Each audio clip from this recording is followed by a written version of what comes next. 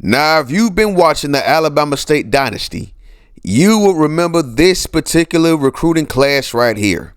Some of the best players that we've ever had. It featured Edward Atkins, Kendrick Billings, the man that won back-to-back Offensive Lineman of the Year. You got Brandon Ziegler, who's not kicking in the NFL. Trey Tyler doing his thing with the Tennessee Titans in another dimension. Then you got the greatest wide receiver of all time, and Ryan Thompson. This class was really good. This was the class right before we won our first national championship. Leon Hill set the tone at the linebacker position, especially at the middle linebacker position. The first great middle linebacker we ever had. He was a straight baller. This class was very nice. I had a lot of fun with it. And a lot of doubters did not expect us to be as good as we was. Now remember, the previous season, we lost the man all the way from VA, Justin Chambers, who was the greatest running back in college football history. But we still had Gene Speedy Singleton, who was a transfer from LSU. And with him, he became our first ever Heisman Trophy winner, and he led us to our first ever national title and our first ever Rose Bowl appearance versus the Oklahoma Sooners, who were the heavy favorites to win that game. Nobody gave us a chance in that game. So if we scroll down the list, there is one cat that a lot of people loved and a lot of people believe he should have got more carries. And that man was known as Shane Harris, but we called him Low Down Dirty Shane Harris, based off the movie. Low Down Dirty Shane Harris was ranked 55th at his position in the country, stood at 5'10", weighing only 166 pounds. Meaning what? He was mainly a scat back, a running back that's really, really fast at that. So we would redshirt him. He would not be on the team that won the Season 5 National Championship. But when it was his time to shine, oh man, was he good. Look at the speed on display right here. This is what he did best. Get in an open field, you was not going to catch him. Good luck with that. Now, Low Down Dirty Shane Harris had to sit behind a lot of good running backs. Had to sit behind Gene Speedy Singleton, the Big L Leon Henderson, even Donnie Moncrief. Now, everybody that I just named, they was best in the nation as far as rushing yards. A lot of these players that we had come to Alabama State at running back, they've been Doak Walker Award winners.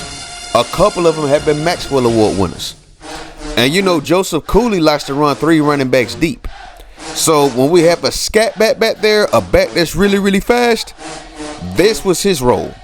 We usually had Low Down Dirty Shane Harris and the halfback direct rolls, or like we'll call audibles, and he'll be in the backfield right behind the quarterback. Look at these juke moves though. This is what Low Down Dirty Shane Harris brought to our team. He was a home run threat out the backfield. Just straight, dangerous, and open field, man. In his redshirt junior year, he had his best season. He finished the season second team All-SWAC, had over 800 yards rushing, could have had 1,000 had we gotten him the ball just a little bit more. But the backs that were in front of him were just too good to pass on. See, he just tortured FAMU any chance he got. But shockingly, he made a shocking decision. We had plans for him for his redshirt senior season, but he had plans for himself. He decided to declare for the NFL draft. And I was so heartbroken about this. Joseph Cooley did whatever he could to try to get him to come back. But I'm guessing he was pressured by his family members to declare for the NFL draft. So here go his final stats. Look at that 2012 season. Over 800 yards rushing and 12 tutties, including 1 touchdown through the air against Mississippi Valley State. Finished his career with just over 2,000 yards rushing, along with 26 touchdowns. Finished at an 84 overall. And as I said earlier, he was named second team All-SWAC. Now, at 84 overall, that's pretty low to be popping up on Madden 06, that is. So now here's Joseph Cooley trying to talk him into coming back to Alabama State for his redshirt senior season, and he's confused and everybody's telling him something different. Joseph Cooley tried to tell him the best decision was to come back, but he decided that he would not be back with Alabama State next season, and that was the end of his collegiate career. 84 overall, declaring for the NFL draft. But unfortunately for him, things didn't go according to plan. He didn't get drafted, and he had to take an alternate route. So he decided to go north of the border and play in the Canadian Football League. His first team is a team that he won the Grey Cup championship with. After displaying his speed to scouts, the Toronto Argonauts opened their arms to low down Dirty Shane Harris, and he was able to contribute to that Grey Cup championship team. They was really good, especially on the offensive side of the ball. For a lot of players, he reminded them of Noel Devine back when he was in West Virginia and playing for the Montreal Alouettes after that. Now, he would spend a good 4 seasons with the Toronto Argonauts, and then he will move on to Calgary and play for the Calgary Stampeders. And low down Dirty Shane Harris would win another Grey Cup the very next season with Calgary, a team that prides itself in being physical and running the football as well. But of course, when you're in a league that only plays 3 downs, they're going to be doing a lot more passing. So after that last season with the Calgary Stampeders, low down Dirty Shane Harris retired from football because it's just too cold to live in Canada for him. He an Alabama cat, and then he reluctantly got into coaching. And one of the motivations for coaching was his offspring. He will move back to his hometown of Rainsville. He was hired by Plainsview High School, and he would go coach his son. And here he is right here, the second coming, low down Dirty Shane Harris II, a scat back that's really a workhorse. He can do it all on the football field. But one thing he can't do is make himself taller, and that's what's scaring a lot of college scouts away. Low down Dirty Shane Harris is a hidden gem up here in the northeast region of the state of Alabama. The man is an absolute monster, but unfortunately for him, he is being punished based off the fact that he's well under 6 feet tall. So, he comes from Fort Payne, Alabama, and I will explain more of that later. He goes to Plainsview High School playing for the Plainsview Bears. Now, when I was creating this character, I had to go back and change something. And what I didn't know was they didn't keep the name that I had, which was Plainsview. They had changed it back to Adamsville. I don't know what the hell that's about. But anyway, so you can see his height and weight measurements right here. Low down Dirty Shane Harris is 5'7", 3 inches shorter than his pops. I mean, his mama's like 4'10". So his mama's like 1 inch over the disability line. He lives in the weight room though. He weighs 190 pounds. Where you lack in vertically, you gotta improve horizontally, in my opinion. Now he's a multi-purpose back. 3 stars, as I said earlier. Plays on special teams. Even lines up at quarterback as he does right here in the Wildcat versus Cape Duncan High School. Man is an absolute monster in open space. But of course, you know the EA Sports angle tackle cheese always works. Now, too many scouts focus so much on his height and ignore the fact that this man is a workhorse. I mean, in high school, he's getting like 30 plus carries in his senior season and straight doing absolute damage to defenses in high school at 5'7".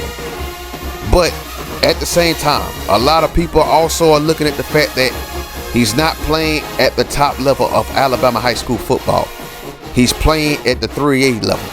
Now in his senior season in high school, regular season, he dominated high school football, averaging almost 6 yards a carry, 422 attempts, 2,500 yards rushing, along with 35 total touchdowns. He caught 1 in the air in the regular season, and then he even threw a touchdown pass. But he was so good that the respect could not be denied. Now, Plainsview is rarely ever good at football, well, to my knowledge. But this was the first time in a long time that Plainsview has finished the regular season undefeated. And with the 2 Shanes, they sparked new light in this high school football program, showing them that they can win, showing them that it takes hard work and dedication if you want to grab any type of success.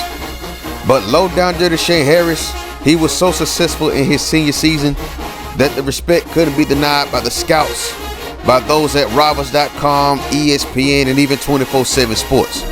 He went from a 3-star to a 4-star by the end of the regular season. And that says a lot considering he's only 5'7". But as I said earlier, he lives in the weight room. He loves lifting weights. He think he can lift the gym. I mean, the man's absolutely crazy in the weight room. You should see him, because I don't think they've ever seen anybody at this size lifting weights like he does. Even his pops wasn't an average weightlifter like the second coming of Low Down Dirty Shane Harris is. I mean, he got bigger, he got stronger, he was able to get faster, shiftier, change of direction is crazy, and now he's a 4-star recruit looking to get scholarship offers. They can't deny him now. Look at this right here. He's even throwing the ball out the backfield. Look at that pass right there. He a lefty too. Straight monster as a football player. Here he is right here running routes against Madison Academy. Look at that slant pattern. He can do it all on the football field, man. I'm telling y'all, I forgot that's where Kerryon Johnson went to school at, Madison Academy, if my memory is correct. There goes another catch out the backfield. Look at that move right there. Look at the feet. Showing the genius in his ankles, words to Miles Dawkins 24/7. The man is just an absolute monster on this field, man. The fact that scouts won't look past the fact that he's 5'7", they're missing out on the hidden gem right here. Because he does have aspirations of playing in the NFL one day. Look at that strength right there. This is one of his best runs. Look at that, breaking 3 tackles and getting the ball into the end zone. You don't see a lot of 5'7" cats doing stuff like that. Look at that, running over that defender, carrying number 90 like he's a drag doll, and then running over somebody else to get into the end zone. But this right here was his longest run of the regular season, a 84-yard strike. And this was against St. John Paul II High School, man. Like, he was an absolute monster in his senior season. It's been a while since we had players like this running the football this crazy. I mean, I couldn't tell you the last time I saw a high school football player had over 400 attempts in a season. That's crazy.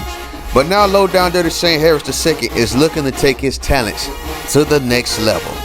So with that being said, let's get into the player creation on EA College Football 25 for the second coming of Low Down Dirty Shane Harris. So he is a blue chip, 75 overall to start off. Going to have us some skill points and a mental ability. We're going with halfback, and he's going to be an elusive back. So here he is right here. Out of Fort Payne, Alabama, 5'7", 195. He did put on 5 pounds of muscle after the season was over. And we're going to equip him with the mental ability of winning time. Low Down Dirty Shane Harris prides himself in being clutch. Prides himself in winning the ball when his team needs him most. So here he is, Low Down Dirty Shane Harris II. Damn, that says 5'6". I'm gonna have to change that to 5'7". But anyway, there he is right there. 4-star blue chip, elusive running back. Join us next time for signing day. Peace.